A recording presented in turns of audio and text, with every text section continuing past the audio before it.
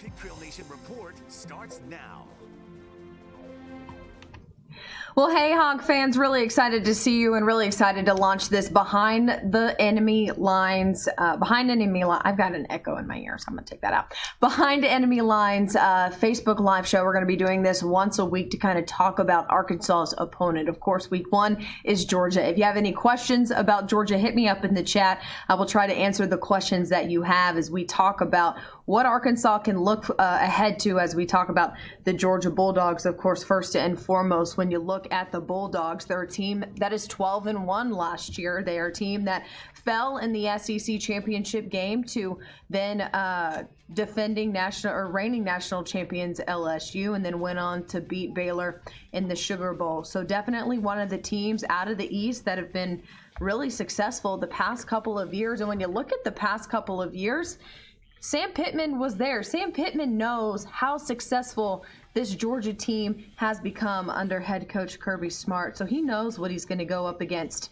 on Saturday when Arkansas and Georgia meet on the gridiron. Of course, you know, you talk to Sam Pittman, and when he took this job back in December, he didn't anticipate being able to go up against his former team until 2021, and then everything that has happened, COVID-19 making it an all SEC schedule, and here we are about 2 days away from kickoff, and Sam Pittman will have his head coaching debut against the team he spent the last 3 years on. So let's talk about what they're going to bring to the table. The biggest story right now that we're getting out of Georgia is the fact that Kirby Smart hasn't named a starting quarterback. There's a lot going on over there. Of course, Jamie Newman, who was predicted to be their starter, opting out just a few weeks ago. So you look at the guys that they have there, and the two that are really in contention to win the starting job is JT Daniels. He's a transfer from USC. And then you have redshirt freshman D'Wan Mathis.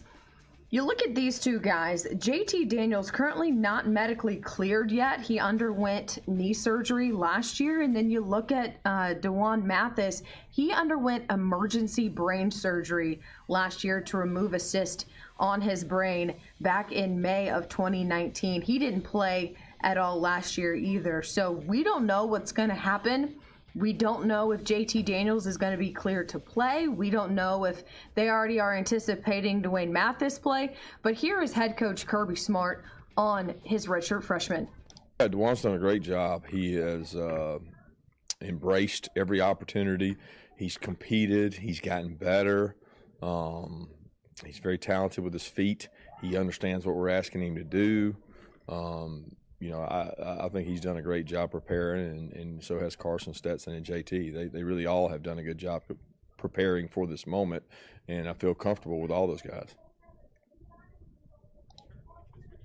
Yeah, so let's answer some of your questions as we watch a little bit of video here of D'Wan Mathis. I see that Chase wants to know about their line. Obviously, you look at this offensive line for Georgia, and they're an offensive line that was built by Sam Pittman. So you know they're going to be physical, and they're going to be tough, and they're going to go against an Arkansas defensive line that has a lot of senior leadership, and Jonathan Marshall, and you've got Dorian Gerald coming back. You've got two transfers in Xavier Kelly and Julian Coates on that line as well. So I think physically they'll be able to match up with Georgia. It's going to be interesting to see exactly what we get, because again, we haven't seen much of practice, and the practice we have seen has been limited, and we also haven't had a game. So it's really hard to exactly see and say what we're going to get when we haven't seen these guys in action. I love that Chase also brings up the fact that they've got really, really good receivers, and you bring up a great point, because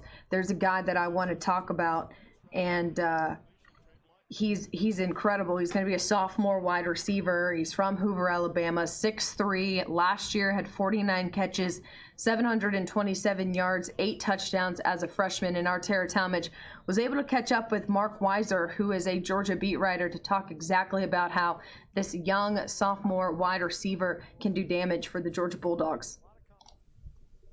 We got a chance to talk to George on Zoom a few days ago, and he had a very spectacular freshman season. Both the good and the bad. At Georgia Tech, he was suspended the first half, didn't play, came in, made some big catches, and then got kicked out of the game for kind of getting into a tussle with a Georgia Tech player, threw him into the wall, and then had to sit out for the first half of the SEC championship game. Then he comes back, in the bowl game against Baylor and just has like 11 catches by halftime. So he's matured a lot in the offseason, he says, kind of his focus more on the team than himself. I mean, I'm sure he had a certain big head coming in as a 5-star guy that flipped from Auburn. So there was a lot of accolades for him. And if he can kind of handle himself off the field and, hold his emotions in check, I think he's going to be an all-SEC and maybe a Blitnikoff, award candidate. So, Cotton, now you kind of see what exactly the Georgia Bulldogs bring to the table offensively. Again, even though they have question marks at quarterback, they've got a lot of talent around them. But let's not forget that Arkansas's got a lot of wide receiver talent as well. Treylon Burks, you've got Trey Knox. Of course, you have Rakeem Boyd. Mike Woods is another guy that Felipe Franks is going to throw to a lot. So this isn't about talking about Arkansas. This is really diving into Georgia. But I don't want to sit here and talk about the Georgia wide receivers without countering with Arkansas's got some pretty talented wide receivers of their own. Charles wants to know my prediction. I haven't really given a whole lot of thought. I think this game's going to be physical, and I think it's going to be close early just because Arkansas has a big chip on their shoulder and they've got something to prove. They've got talent, and I think a lot of what we're going to see improvement-wise from this Arkansas team is going to be more about coaching and how they've been able to coach up that talent as compared to the past 2 seasons. But I do think at the end of the day, this Georgia Bulldogs team is very good and very good for a reason. And I think Georgia could get the win. But I think Arkansas fans are going to be really happy with the product that Arkansas puts on the field on Saturday. And hopefully that is momentum they can take into Mississippi State, who we get to talk about next week here on this show, as well as what the rest of the season can look like. And if Arkansas can set a standard that shows we're going to fight, we're going to be physical, we're not going to back down from a team that's 4th in the country like Georgia is, then I think we could have a pretty good season. I know my boss over here thinks Arkansas is gonna win. No, never mind. You change your tune now? Okay. All right. We'll see. Hey, 5-5 though, right? Yeah. 5-5. So we'll see what happens. But, again, Georgia Bulldogs coming into town. This game is a 3:00 kickoff on the SEC Network. Artera Talmadge will be on the call for the SEC Network along with Dave Neal and DJ Shockley. So really excited about that.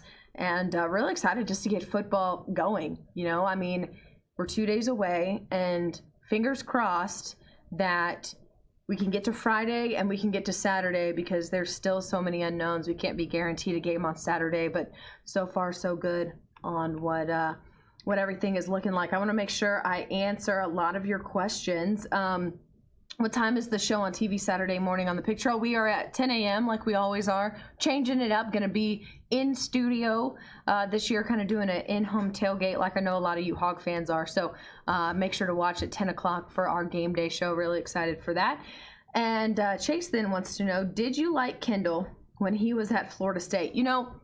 It's interesting because I think that we didn't get to see, and I'm speaking strictly as a person who watched those games from a fan perspective, that we didn't get to see a lot of what Kendall Briles really likes to do. Willie Taggart had a lot of control over that offense, and he did a lot of the play calling. So I think there was a little bit of glimmer of, okay, I can kind of see Kendall Briles' thumbprint here, but a lot of it was Willie Taggart. I will say, when Willie Taggart got fired, when Odell Higgins became the interim head coach, he's a defensive line coach, and he basically told Kendall, hey man, this is your show. You do what you want on offense, score points, I'll take care of the defense. And it was really those last 4 games of the year that we saw what Kendall Briles wants to do.